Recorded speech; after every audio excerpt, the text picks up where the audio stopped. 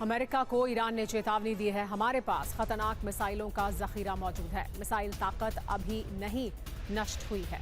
रक्षा मंत्रालय के प्रवक्ता जनरल रजा तलाईनिक ने कहा है, आधुनिक और शक्तिशाली मिसाइल अभी बची हुई हैं। तो ईरान के सीक्रेट हथियार आगे क्या विनाश का कारण बन सकते हैं? ईरान क्या कह रहा है? तेहरान का दावा यह है कि अमेरिका की मोहर क्या है? मिसाइल क्षमता का बड़ा हिस्सा अभी इस्तेमाल नहीं हुआ, ये कह रहा है ईरान। ईरानी नेवी 60% ऑपरेशनल है, ये अमेरिका की रिपोर्ट भी कह रही है। इसके अलावा तेहरान का दावा यह भी है कि मिसाइल क्षमता आधुनिक शक्तिशाली मिसाइल उनके पास मौजूद है, उनके गोदाम में मौजूद हैं। तो वहीं अमेरिका भी ये कह रहा है कि मिसाइल ताकत 50% बाकी है, यानी अमेरिका भी ईरान के इस दावे को ऊपर मोहर लगा रहा है। ज़रूरी बात यह है कि ट्रंप ने दावा किया था कि हमने ईरान में 75% लक्ष्य हासिल किया है, लेकिन अब इसके विपरीत ईरान दूसरे दावे कर रहा है और अमेरिकन रिपोर्ट्स भी उसी तरह की बात कह रही हैं।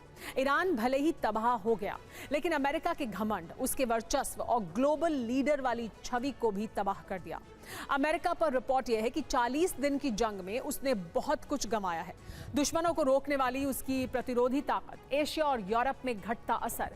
रिपोर्ट में यह भी दावा किया गया है कि इस जंग ने अमेरिकी हथियार जखीरे को खाली कर दिया है। एशिया और यूरोप के मोर्चे से हथियार मिडिल ईस्ट भेजे जाने से अमेरिका के मिसाइल भंडार पर बड़ा असर पड़ा है। अमेरिका के मिलिट्री कमांडरों ने चिंता जताई है कि एशिया पैसिफिक से मिडिल ईस्ट में हथियार घटने से अमेरिकी बेस की सुरक्षा खतरे में पड़ सकती है। जो हथियार चीन के साथ संभावित युद्ध के लिए रिजर्व रखे गए थे, वो ईरान में इस्तेमाल हो गए। लंबी दूरी की क्रूज मिसाइलों का स्टॉक करीब करीब खत्म हो चुका है। इतनी टॉमाहॉक क्रूज मिसाइलें इस्तेमाल की गई हैं जितनी अमेरिका 10 साल में खरीदता है। कि ईरान युद्ध में खर्च किए गए हथियारों की भरपाई करने में कई साल लग सकते हैं। डिफेंस कंपनियां प्रोडक्शन बढ़ाने के लिए सहमत हैं, लेकिन इतनी मिसाइलें बनाने में कई साल लगेंगे। पेंटागन ने ईरान युद्ध के दौरान ही $200 बिलियन मांगे थे, जो अभी तक नहीं मिले हैं। इसीलिए पेंटागन ने $1.5 ट्रिलियन के रक्षा बजट का प्रस्ताव रखा है।